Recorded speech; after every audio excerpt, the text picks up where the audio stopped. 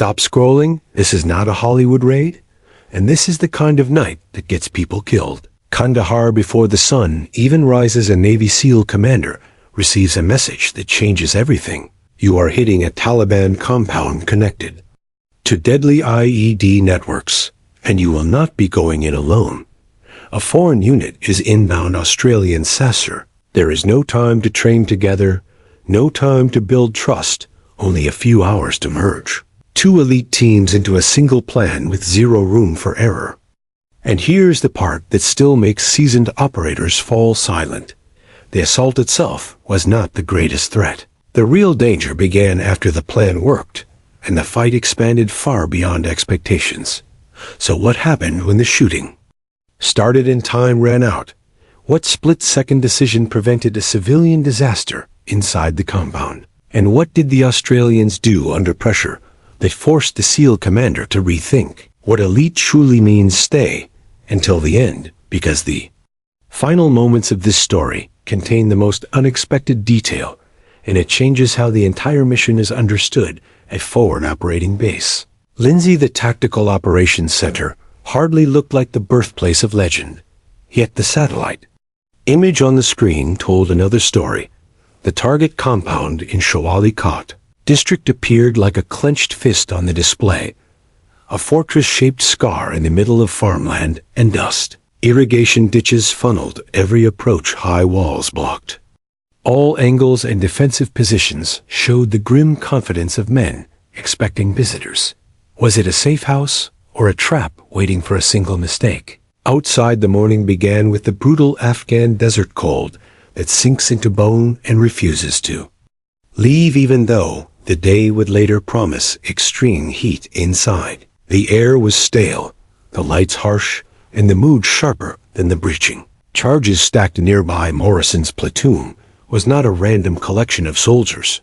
It was 16 operators who had deployed together multiple times, who had rehearsed assaults until instinct replaced thought, who knew approach routes the way civilians know their own streets. The plan was already built, rehearsed, and ready, and higher command dropped a new element directly onto the map. Australian SISR inbound. Arrival 1100 hours. Joint Operation Foreign Unit placed under Morrison's command. The message landed with casual indifference that would have been almost funny if it were not so dangerous. Who inserts a completely new team into a direct assault with no margin for failure and calls it routine? And who takes the blame if things collapse at the first burst of gunfire? The compound itself was already a serious problem. Intelligence identified a high-value target tied to IED coordination, a man connected to attacks that had killed 47 coalition personnel in 4 months. In Afghanistan, those numbers were never abstract. They meant empty seats, unfinished conversations, families waiting for news that never came. Morrison studied the layout and saw more than walls. He saw timing windows, blind spots, geometry that could turn confidence into catastrophe. Every entry route looked exposed. Every exit route looked like a pre-planned kill zone. The defenses suggested the Taliban were alert, not careless. The most unsettling part was how ordinary it looked on the screen. Farmland, mud brick buildings, narrow roads that could hide pressure plates and buried wires. The land did not shout danger. It whispered it quietly, the same way it had to countless patrols before. In places like Shawali Kot, the line between civilian and insurgent barely existed. Every fighting-age male could be a farmer forced to carry a rifle, a bystander who would run at the first explosion, or a committed fighter. Precision was not just professionalism, it was survival. By midday, the operations center felt less like a planning room and more like a pressure vessel. Morrison's team knew the plan perfectly, because thinking during chaos costs lives.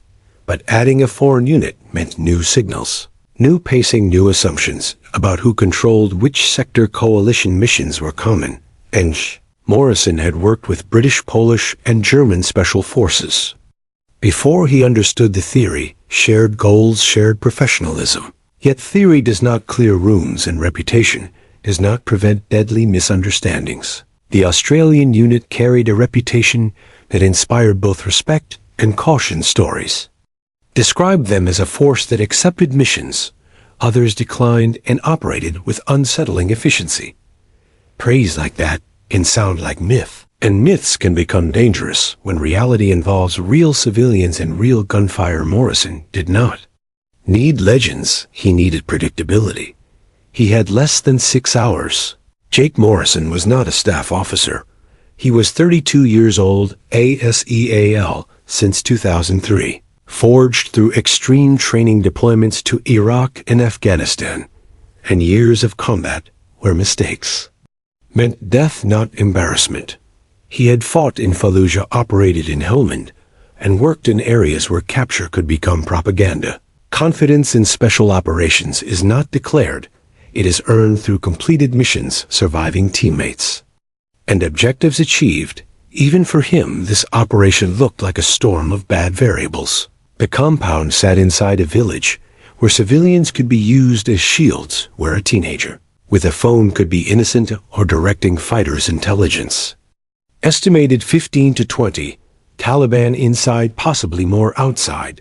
In Afghanistan, the enemy often defended not just a building, but an entire network surrounding it. The assault required perfect timing, overwhelming force, and flawless coordination. Adding an unfamiliar allied unit introduced risks. No map could quantify. Morrison's platoon functioned as a single organism, able to read each other without words. Introducing a new team hours before combat was like rewiring a nervous system under stress.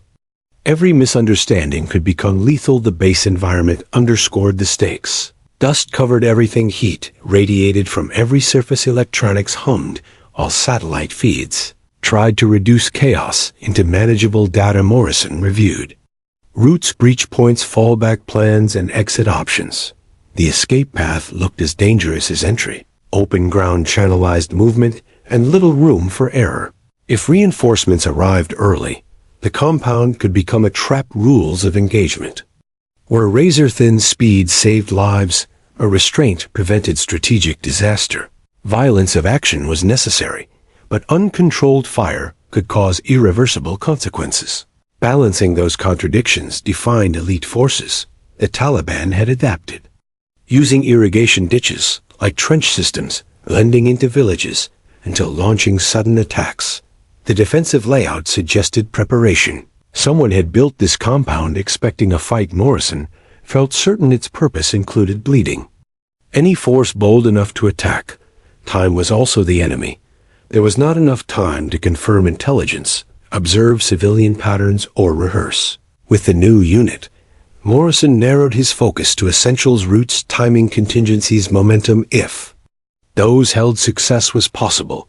If they failed, the outcome would be quiet tragedy, not heroism. Afghanistan's worst surprises rarely came only from inside the target building, and the deadliest mistakes were not always made by the enemy. At exactly 1100, the thunder of helicopter rotors shattered the desert stillness. Morrison stepped outside as 2 Blackhawks descended, dust exploding into the air.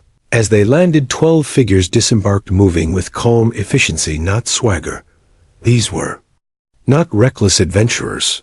They moved like professionals who had done this countless times. No wasted motion, no nervous gestures.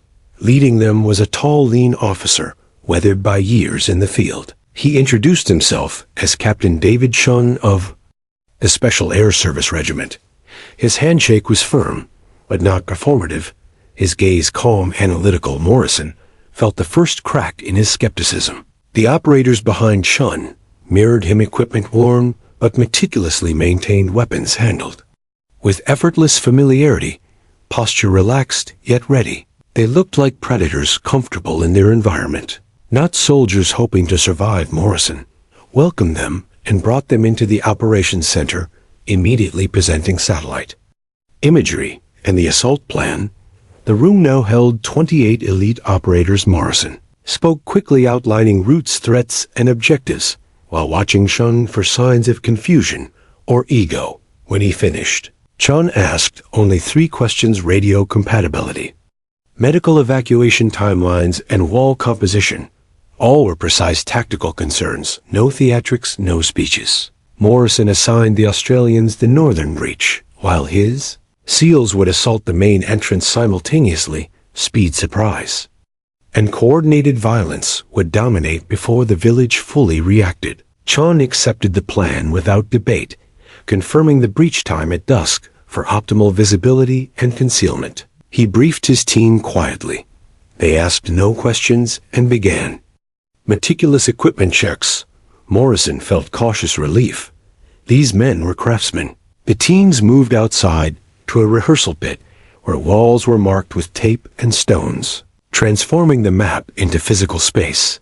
Initially, the rehearsal flowed smoothly, the Australians adapting instantly to American signals. Then friction emerged.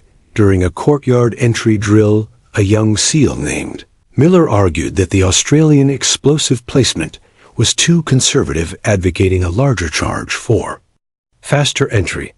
Technically, he was correct. More explosive force means quicker breach. The atmosphere grew tense as a junior operator openly challenged an allied captain. Chun responded calmly, explaining intelligence indicated civilians often slept.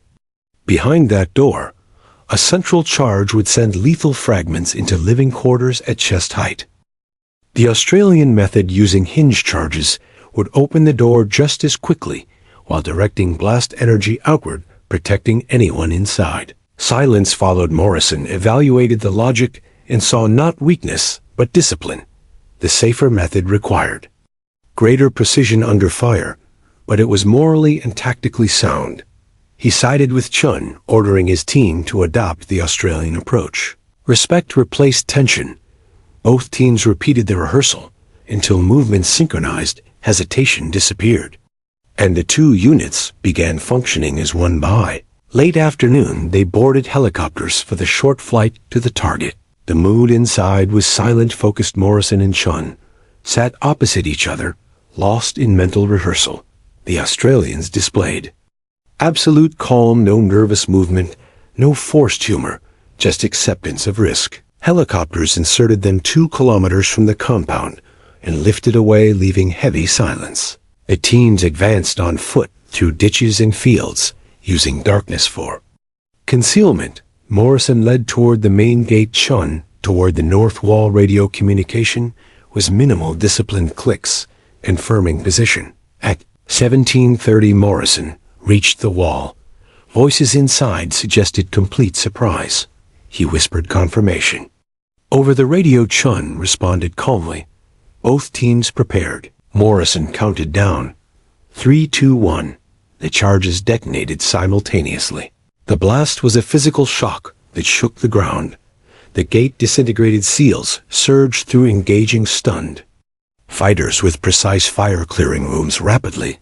On the north side, the Australians advanced with equally disciplined efficiency. Their gunfire controlled, accurate, rhythmic. 3 minutes into the assault, Morrison's team encountered heavy resistance. In the central courtyard, 5 fighters behind cover pinned them in a fatal funnel. Forward movement meant casualties. Flanking exposed them to upper windows. Grenades risked civilian casualties.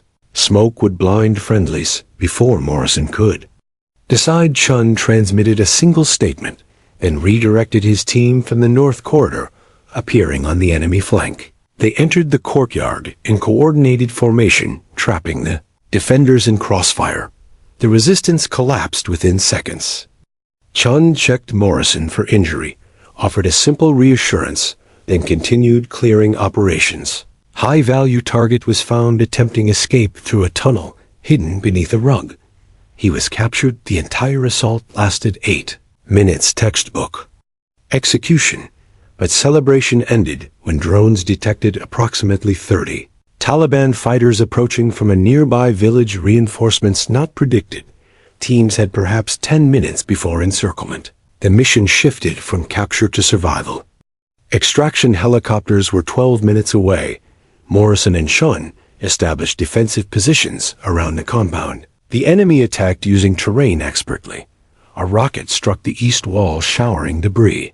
Ammunition became a concern. 1 Australian Sergeant noticed fighters using a deep ditch to approach the damaged wall.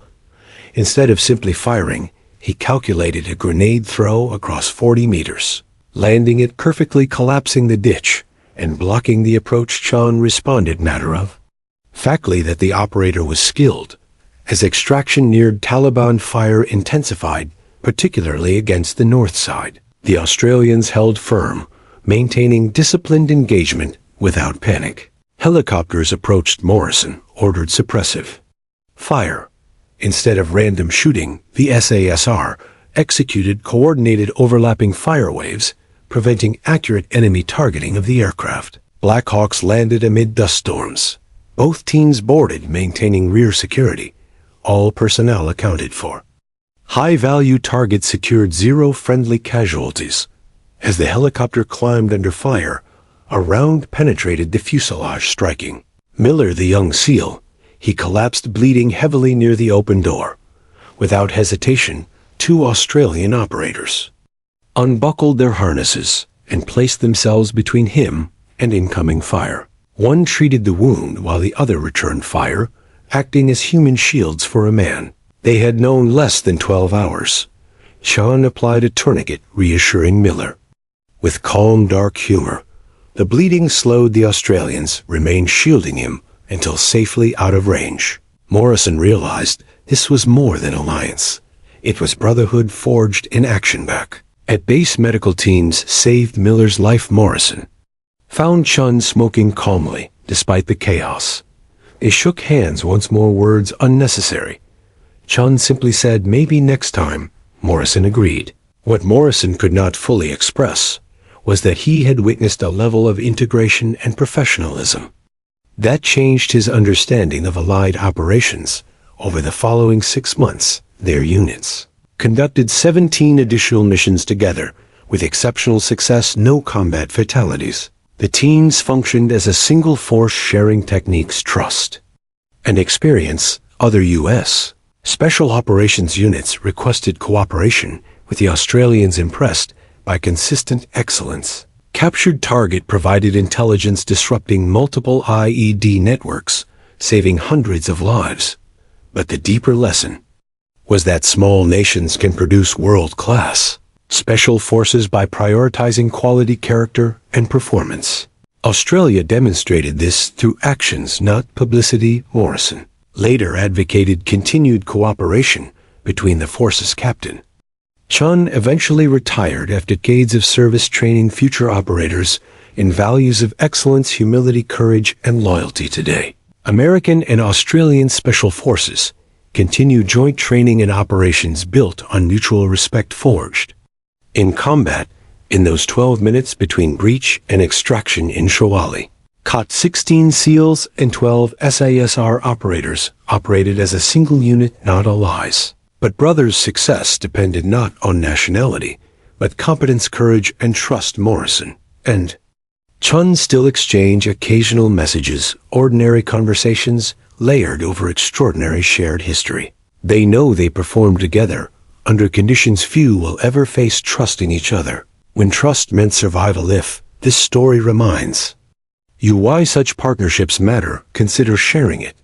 Like if the idea that excellence transcends borders resonates with you. Subscribe if you believe the true measure of special operations is not equipment or funding, but the character of those who refuse to fail regardless of odds or nationality, because that is how standards endure, that is how legacies are formed, and that is how we remember that courage speaks a universal language, and the warriors who matter most often serve quietly, perform flawlessly, and ask for no applause, because the mission and the brotherhood were always the point.